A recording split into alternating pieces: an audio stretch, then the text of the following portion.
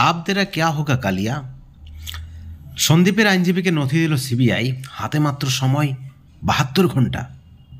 আয়াউট পাহাড়কার নিচে এই মুহূর্তের আরও একটি বড় খবর। আপনারা সকলে জানেন সন্দীপ ঘোষের বিরুদ্ধে জোড়া মামলা।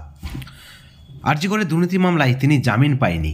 মঙ্গলবার এই সংক্রান্ত মামলার কলকাতা হাইকোর্টে বিচারপতি জয়মাল্য বাগচি এবং বিচারপতি গৌরাঙ্গ কান্তের বেঞ্চে শুনানির সময় সন্দীপের আইনজীবী দাবি করেছিলেন যে সিবিআই 462টি নথির মধ্যে মাত্র 216টি নথি এখনও পর্যন্ত দিয়েছে, বাকিগুলি কই, অসমাপ্ত নথি দিয়ে কীভাবে শুনানি হবে প্রশ্ন তুলেছিলেন। এবং তার পরিপ্রেক্ষিতে বিচারপতিরা সিবিআইকে নির্দেশ দিয়েছিলেন যে আজকে বুধবারের মধ্যেই অভিযুক্তদের আইনজীবীদের হাতে সমস্ত নথি তুলে দিতে হবে সিবিআইকে। এবং সেই মতো আজকে সিবিআই সন্দীপ ঘোষের আইনজীবীকে নথি তুলে দিয়েছেন এবং সময় দেওয়া হয়েছে মাত্র শনিবার পর্যন্ত। শনিবার পর্যন্ত সব কিছু দেখে নিতে হবে এবং তারপরেই সিবিআই শুরু করবে চার্জশিটের গঠন। আরজি কর দুর্নীতি মামলায় চার্জশিট পেশের তোড়জোড় শুরু করবে সিবিআই। বন্ধুগণ, এই মুহূর্তের অত্যন্ত বড় ব্রেকিং নিউজ। চরম বিপদে আরজি করের প্রাক্তন অধ্যক্ষ সন্দীপ ঘোষ, ইতিমধ্যেই গ্রেপ্তার 6।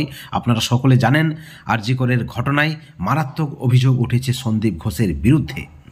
এবার সিবিআই সন্দীপ ঘোষের আইনজীবীকে নথি দিতেই তার খেল খতম, যেমনটা মনে করছে রাজনৈতিক মহল।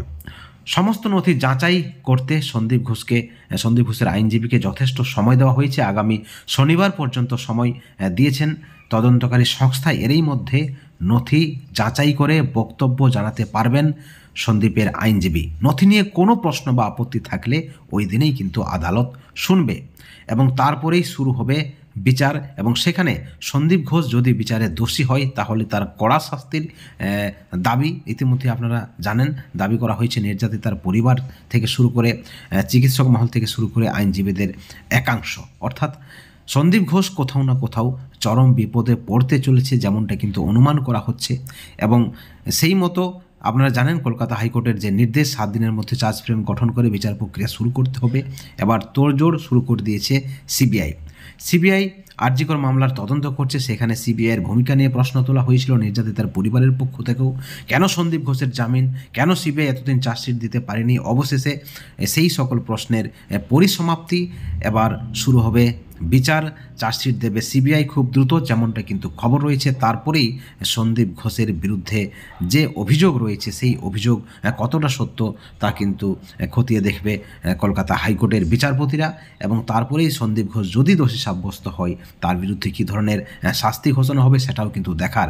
কারণ আপনারা জানেন আরজি কর মামলায় আরজি করের ঘটনায় ইতিমধ্যে রায় ঘোষণা হয়েছে। সেখানে সিভিক সঞ্জয়কে দোষী সাব্যস্ত করা হয়েছে এবং তাকে যে শাস্তি দিয়েছেন শিয়ালদহ আদালত আজীবন কারাদণ্ড, তাতে কিন্তু খুশি নয় নির্যাতিতার পরিবার সহ রাজ্যের মুখ্যমন্ত্রী।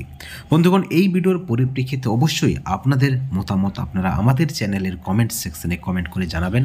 সবশেষে একটাই কথা বলবো, ভালো থাকবেন, সুস্থ থাকবেন, কিন্তু কোনো দুর্নীতি থেকে, কোনো ধরনের দুর্নীতি থেকে অবশ্যই দূরে থাকবেন। Thank you so much.